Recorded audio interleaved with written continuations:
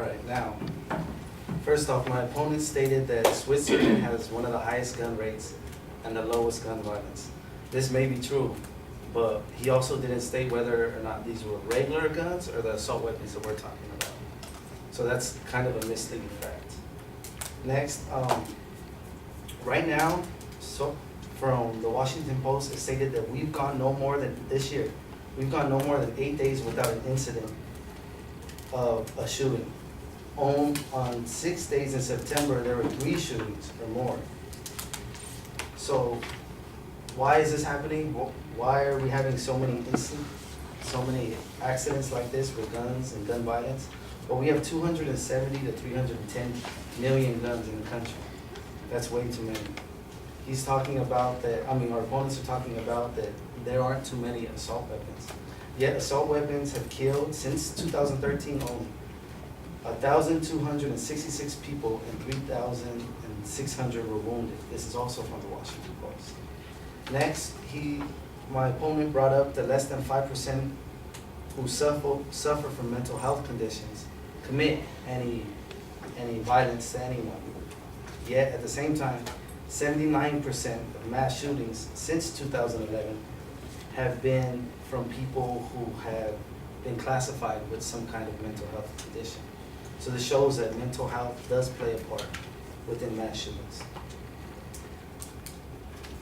The negative claims that we're going after all guns, which is not the case. There is a middle ground, and we're just trying to restrict guns, something that's been done before and has been done in other countries. In Serbia, did a study and found out that in Serbia, there's only 66 murders a year, and they too restricted assault weapons. Now, today, Violence Policy Center reported that it's far more likely for your gun to be stolen than for you to use it in self-defense. So the claim that by having a gun, we're gonna protect ourselves more and stop more things, which is not true. In fact, it's been shown by Violence Policy Center that a study found that firearm justifiable homicides and non-self-defense gun use show that there were only 259 justifiable homicides and 0 reported in 13 states. And there were also 8,300 criminal homicides. So by having a gun, there is more chance that you will harm someone else than protect yourself. Also, civilians do not stop mass shootings. There's only been 10 incidents in 2015 where people who were armed stopped the shooting. But those shootings were personal arguments, and they knew the other person. It wasn't a mass shooting. Also, 3 of these civilians were police or military trained, so this isn't a run-of-the-mill person who's going and interfering and stopping. Lastly, to talk about schools. Schools now are more dangerous than ever. NBC's news stated that in 2010, 82 children under 5 years old died from firearms, with only 58 law enforcement officers. Today, it's more dangerous to be a child in America than a soldier.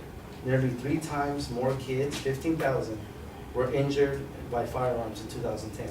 There were only 5,000 soldiers injured and wounded by firearms. There's too many guns in the country right now. We have examples played before us again and again in the media, in the news, and all around us. College campuses are one of the most unsafe places for mass shootings right now. We need to take this proposal and change our country. Thank